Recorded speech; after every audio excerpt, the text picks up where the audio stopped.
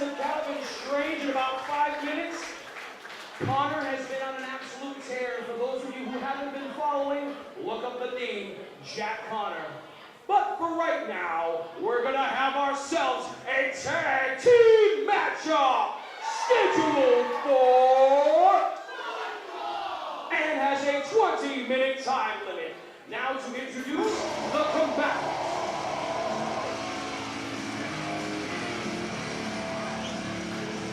This is a terrifying team. Hailing from the bowels of hell and totally in a combined weight of 501 pounds.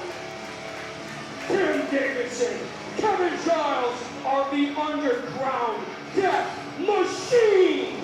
The Underground Death Machine, there is no book on them. There is no style. There is no sort of way to scout. They hit hard, they don't care, and they will break you. This is not a team that is professionally wrestling sound. This is not a team that is going to beat you with a wrist lock. This is a team that is going to beat you to the mat until you cannot get up.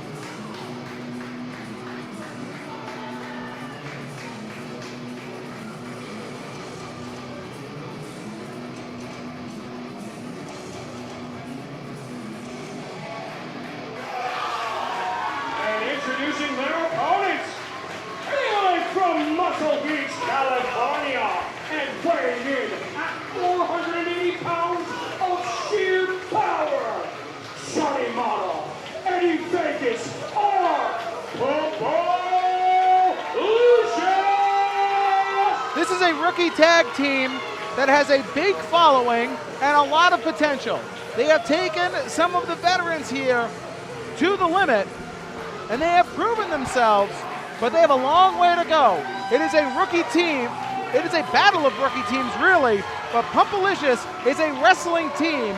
The Underground Death Machine is a team that will just beat you until you can no longer get up. I could not agree more, Massey. You're talking about a completely different stratagem between teams.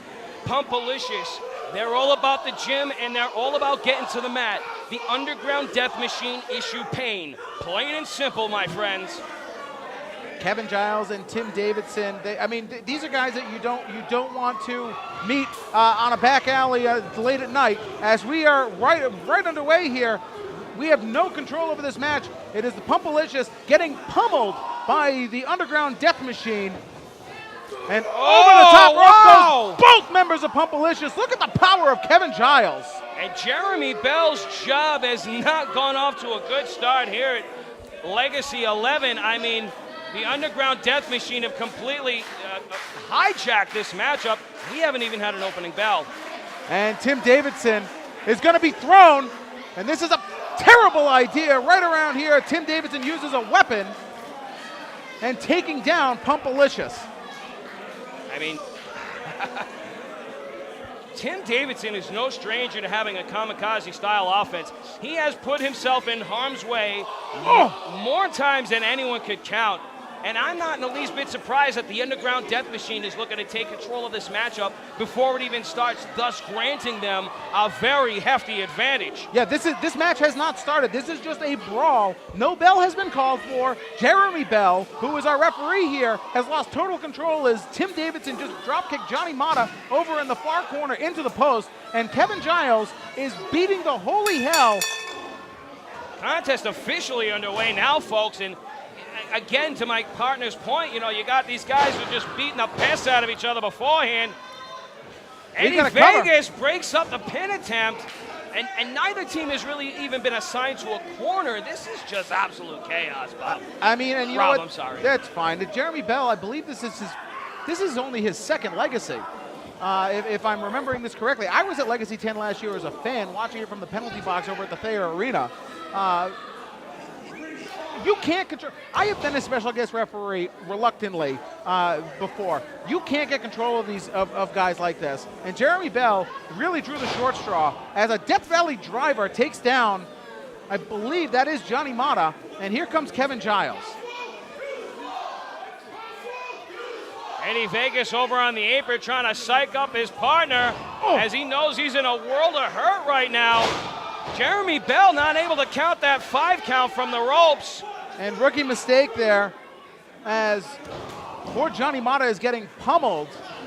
And Eddie Vegas really complaining to Jeremy Bell, but taking Jeremy Bell's eyes off of what's going on in the ring. And Johnny Mata, who is not a small man. Johnny Mata is not a small guy, but when you put him next to Kevin Giles, he looks like a midget. This looks like an old-timey, like Mid-South opening card match between a midget and like, you know, Bam Bam Bigelow. I was thinking maybe it's more of a tribute to Master Blaster. Welcome to Thunderdome, bitch.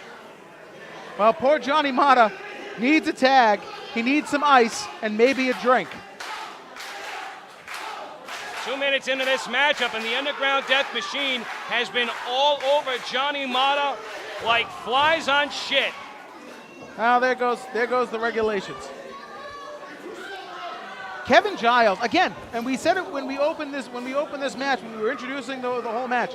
These guys they have shown good tag team offense, but they're not professional wrestlers. These are guys that just want to hurt people. They are from the underground for a reason. And they're unprofessional fighters is what they are, Bob. Yeah. Rob, Jesus Christ, all night. It's going to happen all night. For the next two. We're sharing a booth for 20 more matches.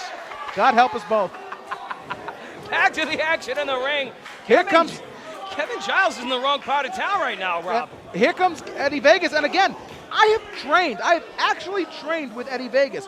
He is not another one who is not as a small man, but looking at him next to Kevin Giles, he looks so much smaller.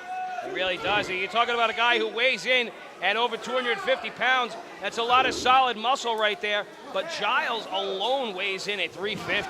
And you wonder if this is a rookie mistake again by Pumpalicious as Johnny Mata, is tagged back in, but Mata is still in a lot of pain. You can see that he's favoring his ribs, and he's going after Kevin Giles, and it's a rookie tag team. I know that they're trying to follow the rules here, but I think that was a mistake there by Johnny Mata and Eddie Vegas, who is now tagged back in.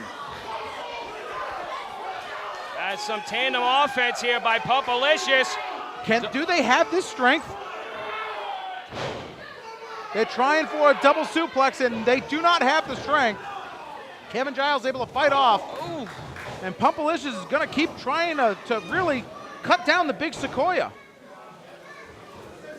There's a whole lot of beef in the corner. And you know what? You can tell that Pumpalicious is threatened because they're desperately trying to keep Giles as isolated as possible. Here they are looking to create some momentum, throwing his own weight into the buckles. I'm not so sure that's going to work out in their favor. It's a lot of weight to be thrown around. Eddie Vegas into the corner, big clothesline. He's Irish whipping Giles out, and Johnny Mata with a shoulder tackle that would take down a normal human, and Kevin Giles is still standing. So is Johnny Mata, though, man. Giles charges, double clothesline, nobody home. Giles charges again, being up, and double spine to the pine.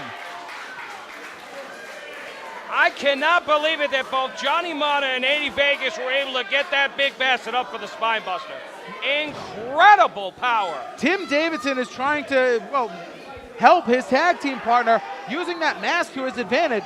I don't know what the mask really does offensively, but it introduces part of gear, so I guess it's part of the match. But big clubbing blow and a huge spear by Tim Davidson. Kevin Giles is the legal man. Eddie Vegas taken down on the outside. We have a cover. 1, 2, and the Underground Death Machine finish off the team of Pumpalicious. Your winners of this matchup via pinfall, the Underground Death Machine. The Underground Death Machine, it wasn't pretty. It's not going to win awards. It's not going to get style points, and they're not going to sell merch like that. But they are powerful, they are angry, and they are dangerous. Rob, I don't think there's anything else you can say about these guys. They are violence and chaos personified. Brute strength to the nth degree, and the Underground Death Machine has just painted themselves a very nice picture for the rest of the year with a win at Legacy. That's some heavy lifting right there in on its own, Rob. Pumpalicious is furious right now, staring holes in the Underground Death Machine. Coming up, ladies and gentlemen, as we move on here with Legacy. It's also award season, and I That it believe is. you have an award to hand out. And ironically enough, 5 years ago on this date, I was named RWA Rookie of the Year, and that is our first award to be named next. The Rookie of the Year for 2018. That award and the show is next.